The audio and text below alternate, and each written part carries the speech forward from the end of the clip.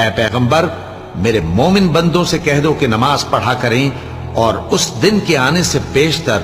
جس میں نہ اعمال کا سودا ہوگا اور نہ دوستی کام آئے گی ہمارے دیے ہوئے مال میں سے پوشیدہ اور علانیہ خرچ کرتے رہیں۔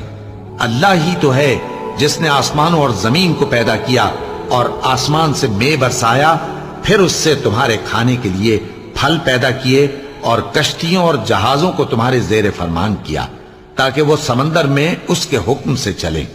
اور نہروں کو بھی تمہارے زیر فرمان کیا، اور سورج اور چاند کو تمہارے لیے کام میں لگا دیا کہ دونوں دن رات ایک ڈگر پر چل رہے ہیں، اور رات اور دن کو بھی تمہاری خاطر کام میں لگا دیا،